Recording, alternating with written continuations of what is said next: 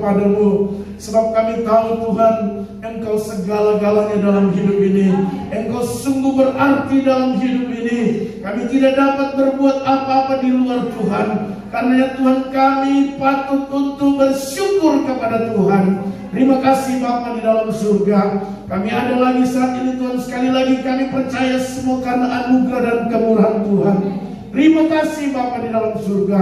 Kalau tadi kami sudah memuji-muji, kami sudah menyembah-Mu, kami percaya di atas pujian dan penyembahan kami, Tuhan hadir di tempat ini. Dan kami percaya ketika Tuhan hadir bagi kami, ada sesuatu terjadi dalam hidup kami, ada perubahan terjadi dalam hidup kami Tuhan.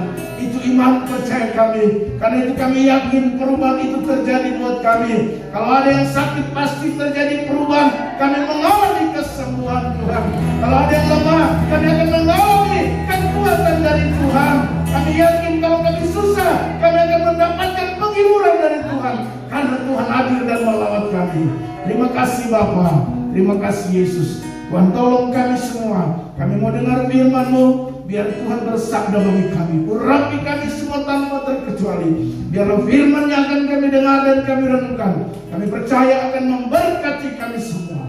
Di dalam nama Yesus firman Allah yang hidup, kami sudah berdoa dan siap mendengarkannya. Haleluya, haleluya, amin. Silakan duduk kembali, Bapak Ibu Saudara yang Tuhan Yesus kasihi. Haleluya. Puji Tuhan, kita bersyukur lagi kepada Tuhan. Ya. Hari-hari ini Bapak Ibu Saudara, kita harus semakin ketat terkait dengan protokol kesehatan ya, supaya menolong kita semua. Karena itu menjadi bagian dan tanggung jawab kita. Haleluya. Iman dan hikmat. Haleluya. Puji Tuhan. Kalau minggu kemarin kita sempat ibadah online karena buru-buru tidak dipersiapkan dengan baik saudara. Tapi paling tidak ada beberapa hal yang saya sampaikan daripada firman Tuhan minggu kemarin. Mungkin Bapak Ibu sekalian bisa mendengar melalui video singkat di grup ya, ataupun mungkin di Facebook live streaming ya. Saya menyampaikan tentang tema khotbah iman yang memindahkan gunung. Haleluya. Ya. Minggu kemarin saya menyampaikan firman Tuhan ini. Iman memindahkan gunung itu terdapat di dalam Matius pasal 17 ayatnya yang ke-20. Kalau saudara perhatikan firman Tuhan itu, maka saudara akan melihat bahwa murid-murid Tuhan Yesus mereka coba berdoa kepada seorang yang mengalami penyakit ayam ya. Nah, waktu mereka berdoa karena anak ini sakit, waktu mereka berdoa ternyata penyakit itu tidak bisa sembuh saudara. Murid-murid Tuhan Yesus, bayangkan, mereka berdoa tidak bisa sembuh. Lalu kemudian mereka memanggil Tuhan Yesus dan Yesus berdoa.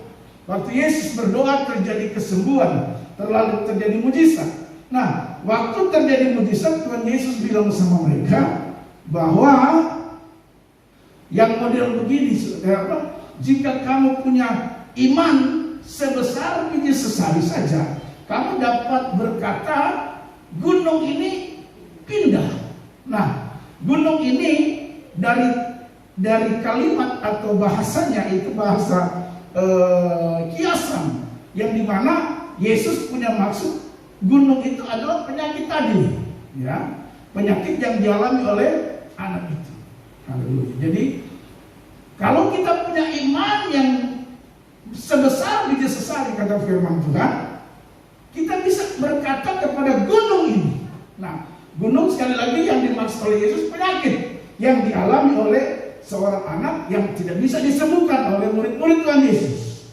Yesus berkata, kalau kamu punya iman sebesar biji sesari, kamu dapat memindahkan gunung ini dan berkata pindah. Haleluya. Nah, saudara dan saya, ya, kita bisa memindahkan gunung. Gunung apa? Mungkin saudara tidak mengalami sakit penyakit. Mungkin gunung persoalan, ya, tantangan, ya, pergumulan, Ataupun mungkin saudara mengalami sakit dan itu dikiaskan oleh Tuhan Yesus ke gunung. Kita bisa memindahkannya kalau kita punya iman. Iman yang luar biasa, iman sebesar biji sesawi. Nah, minggu kemarin dalam khotbah saya menyampaikan supaya kita harus memiliki iman yang dapat memindahkan gunung itu. Nah, iman yang macam mana itu?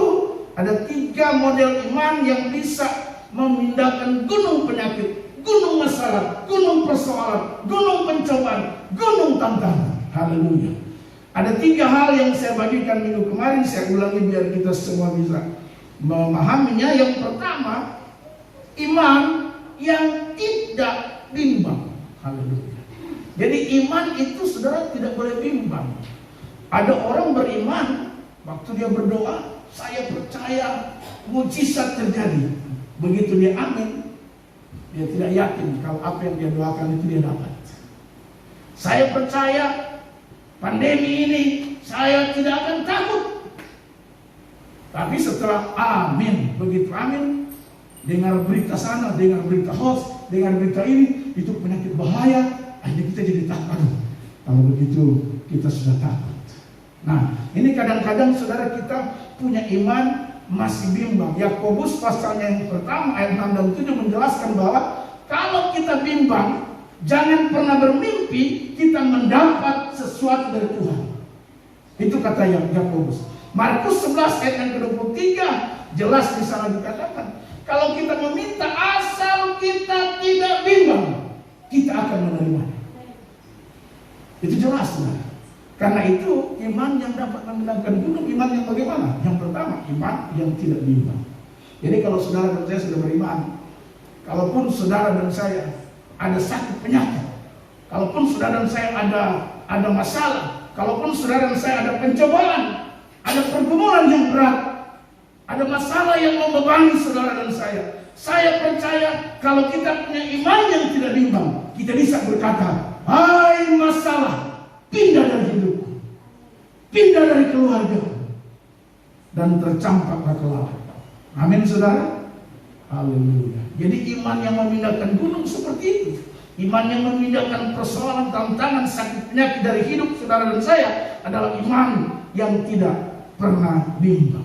Yang kedua penjelasan saya yaitu iman yang berani. Haleluya. Minggu kemarin saya sampaikan iman yang dapat memindahkan gunung, iman yang berani. Ya. Waktu Allah perintahkan Yosua untuk memimpin bangsa Israel merebut tanah perjanjian, Tuhan tidak bilang sama Yosua, kau harus begini dan begitu. Kalau saudara perhatikan Yosua pasal pertama, 3 kali Tuhan bilang, beranikanlah dirimu, pimpin bangsa ini merebut tanah perjanjian. Bayangkan, Allah bilang begitu, beranikanlah diri. Jadi keberanian itu saudara perlu ada dalam hidup saudara dan saya. Jangan jadi orang penakut. Dengar baik, di surga tidak ada tempat orang-orang penakut. Amin. Alkitab dengan jelas berkata, di surga penakut tidak ada. Orang-orang penakut kata firman Tuhan neraka tempatnya. Jadi kita harus berani. Iman yang begini yang bisa memindahkan gunung. Ada masalah dalam namanya, saya percaya masalah sakit penyakit persoalan pindah dari hidupku. Pasti pindah, saudara. Haleluya. Yang penting kita punya iman yang berani. Musa pernah, ya. Musa pernah rasa takut. Waktu diperintahkan Tuhan untuk memimpin bangsa Israel keluar dari tanah Mesir, Musa diperintahkan untuk menghadap Firaun. Waktu mau menghadap Firaun, Musa bilang, Tuhan, ini sempat takut. Tuhan, saya ini tidak pintar bicara. Bagaimana saya harus menyampaikan kepada Firaun? Saya takut, Tuhan.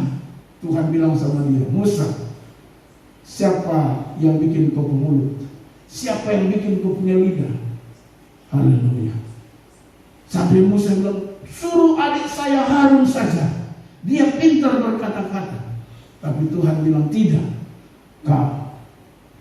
Akhirnya Musa sadar. Dia mulai memberanikan diri dalam nama Yesus. Saya memberanikan diri untuk menghadap Firaun. Dengan keberanian itu, akhirnya waktu menghadap Firaun, Firaun mengizinkan Meskipun Firaun harus mengkhianati dari kata-katanya sendiri. Sudah izinkan keluar, begitu keluar dikejar. Tapi Tuhan punya segala cara untuk menolong umatnya. Amin. Mereka semua mati di mana? Laut Tiberia. Haleluya. Itu yang kedua, iman yang berani. Yang ketiga, iman yang bisa memindahkan gunung adalah iman yang disiplin. Jadi ada orang iman, beriman, ada orang percaya beriman, tetapi hidupnya sembarangan. Iman itu butuh kedisiplinan. Haleluya. Apa maksudnya kedisiplinan? Kita sudah beriman, contoh sekarang pandemi COVID-19. Beriman, tapi tidak disiplin, hidup sembarang, suka berkerumun, tanpa pakai masker, tidak mau cuci tangan. Haleluya. Itu tidak disiplin namanya. Iman tapi hidup sembarangan. Haleluya. Ada orang kerusuhan di sana, dia beriman, saya percaya Tuhan bela saya. Dia pergi di tempat kerusuhan, baru Tuhan Yesus ada bersama dengan saya. Wah, ini iman yang tidak tahu aturan, saudara. Iman yang tidak disiplin. Iman yang disiplin itu penting, Bapak Ibu Saudara. Artinya iman yang tidak hidup sembarangan, iman yang ikut aturan-aturan main, saudara. Haleluya. Ikut sesuai dengan kebenaran firman Tuhan. Saya percaya kalau tiga hal ini ada dalam hidup saudara dan saya, maka kita bisa menjadi orang yang sama seperti yang dimaksud oleh firman Tuhan. Iman yang dapat memindahkan gunung masalah, gunung sakit penyakit, gunung tantangan dan persoalan. Haleluya. Nah, hari ini Bapak Ibu Saudara yang Tuhan Yesus kasih, saya ingin berbicara firman Tuhan dengan tema jangan takut, Allah punya rencana. Haleluya. Mari kita lihat Roma pasal 8 ayatnya yang ke-28. Satu ayat saja firman Tuhan pagi hari ini. Tema khotbah, judul khotbah saya hari ini, jangan takut, Allah punya rencana. Mari kita lihat Roma 8 ayatnya yang ke-28. Kita akan baca firman Tuhan ini. Haleluya. Secara bersama-sama karena satu ayat saja. Saudara bisa dibantu oleh multimedia kalau saudara tidak bisa melihat firman Tuhan. Ya. Pada hitungan yang ketiga kita baca dengan suara yang keras. 1, 2, 3.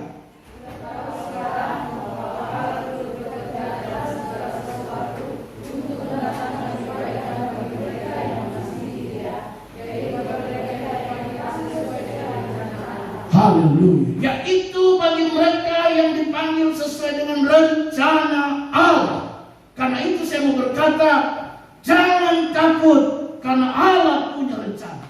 Dengar baik Bapak Ibu Saudara, apapun yang terjadi dalam hidup saudara dan saya, apapun yang terjadi dalam dunia ini, termasuk situasi hari-hari ini, saya mau beritahu saudara dengar baik bahwa semua yang terjadi dalam hidup saudara dan saya, ya, semua yang terjadi di dunia ini, termasuk yang kita sedang hadapi hari-hari ini, corona ini.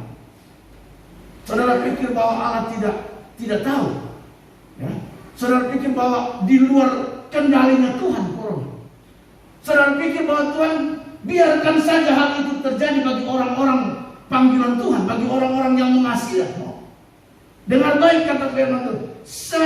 Kita tahu sekarang bahwa Allah turut bekerja dalam segala sesuatu. Saudara yang Tuhan Yesus kasih. Dalam bahasa sehari-hari dikatakan begini. Kita tahu bahwa Allah mengatur semuanya. Jadi saudara dengar baik. Pandemi hari ini yang kita sedang hadapi, ya. Ini penyakit virus yang menjangkit. Yang disebut pandemi itu karena tingkat keterjangkitannya tinggi, makanya disebut pandemi, ya. Karena dia sangat berjangkit virus ini, saudara. Tetapi saya memberitahu buat saudara, jangan saudara berpikir bahwa Allah tidak turut bekerja dalam keadaan-keadaan seperti ini. Karena itu saya mau katakan tema khotbah jangan takut, karena Allah punya rencana. Amin. Haleluya. Anda mungkin boleh takut, dengar baik. Kalau Allah tidak turut bekerja dalam keadaan-keadaan yang terjadi hari-hari ini. Saya waktu baca baca ayat ini, saya ulang-ulang, saya renungkan, terus saya coba menggali Tuhan. Harusnya kita tidak perlu takut. Dan kabar ini adalah kabar baik. Saya mau kasih tahu dari Alkitab kita ini, kalau saudara cari di Google, Anda klik jangan takut, Anda akan cari tahu berapa banyak jangan takut ditulis dalam Alkitab. Ada 365 kali kalimat berkata jangan takut. Itu artinya setiap hari Tuhan bilang sama saudara dan saya, jangan takut. Kenapa? Karena keadaan yang kita hadapi hari-hari ini, Allah turut bekerja di sana. Untuk apa? Untuk mendatangkan kebaikan bagi saudara dan saya. Dan itulah rencana Tuhan bagi kita. Amin.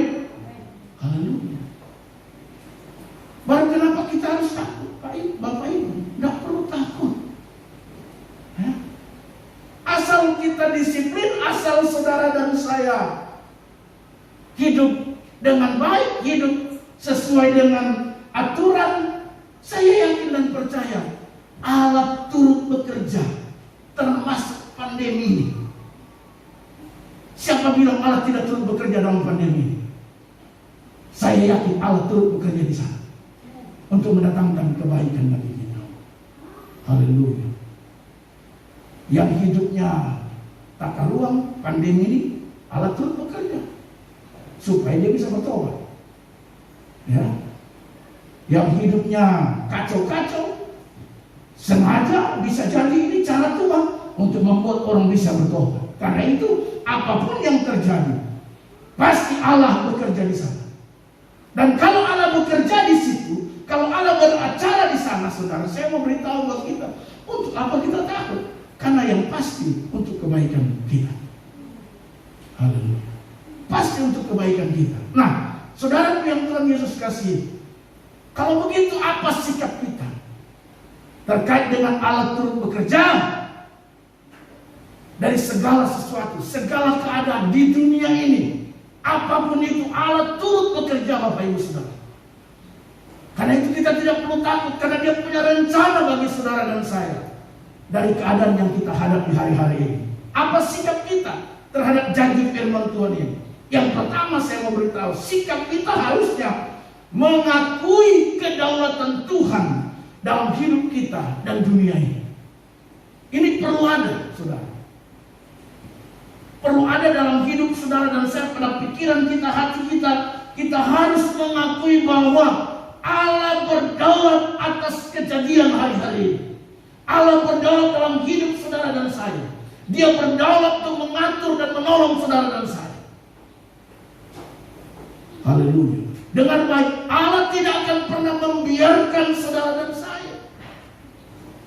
Allah tidak akan pernah untuk tidak memperhatikan saudara dan saya dalam keadaan sesulit apapun, saudara. Dengar baik, Dia tidak akan pernah membiarkan saudara. Karena itu harus akui dalam hati dan pikiran bahwa Allah berdaulat dalam hidup. Allah berdaulat dalam keadaan hari-hari ini. Allah berdaulat atas dunia ini, saudara. Saya ingin meyakinkan saudara, biar saudara berjalan bersama-sama dengan Tuhan. Jangan kita cuma suka nyanyi, bersama Yesus lakukan perkara besar, bersama Yesus tidak ada yang susah. Kadang kita cuma bernyanyi, saudara, tapi keyakinan kita, pengakuan kita terhadap pujian yang kita nyanyikan, itu kadang-kadang kita tidak percaya. Haleluya. Saya baca ayat ini sangat luar biasa. Paulus punya surat kepada jemaat yang ada di Roma, bahwa Allah turut berkata, keadaan yang dialami oleh Paulus, dia tidak pernah berkata bahwa Allah tidak turut bekerja, tapi Allah turut bekerja. Yang membuat Paulus meyakini bahwa segala yang terjadi itu mendatangkan kebaikan dalam hidup. Jadi kalau dengar baik, saya mau beritahu, kalau ada di antara saudara bilang bahwa pandemi ini untuk mendatangkan kesusahan dalam hidup saudara, pandemi ini untuk mendatangkan kesulitan dalam hidup saudara dan saya mau beritahu, Anda sama dengan tidak percaya bahwa Allah itu turut bekerja untuk mendatangkan kebaikan bagi kita. Amin. Bahkan saya berani katakan saudara, bahwa pandemi ini peluang untuk anak-anak Tuhan diberkati. Saya terlalu yakin itu. Pandemi ini peluang buat anak-anak Tuhan bisa beli ini dan beli itu. Haleluya. Amin. Orang lain yang bukan anak-anak Tuhan, yang bukan percaya sama Tuhan, yang bukan sungguh-sungguh, pandemi ini merupakan satu bencana besar. Tapi bagi anak-anak Tuhan, bagi saudara dan saya berani katakan pandemi ini justru membuka pintu surga bagi saudara dan saya. Karena Allah punya rencana di sana. Amin. Haleluya. Makanya saya buka di WA grup. Tolong kasih tahu siapa yang mau jual tanah. Ada anak Tuhan yang mau beli tanah di musim pandemi. Haleluya. Tahun-tahun kemarin tidak ada pandemi, tidak dapat beli tanah. Tapi tahun-tahun ini pandemi, Tuhan kasih berkat beli tanah. Amin. Haleluya. Orang susah beli kendaraan, anak Tuhan beli mobil baru di pandemi. Amin. Haleluya. Saya mau beritahu, karena itu jangan takut, karena Allah punya rencana. Kita kalau sudah takut, saudara, apa yang mau datang sama kita? Berkat lari. Haleluya. Saya ini dengar baik, orang sakit corona positif, saya datang berdoa. Bayangkan, ini saya baru kasih kesaksian buat saudara. Orang sakit positif, jelas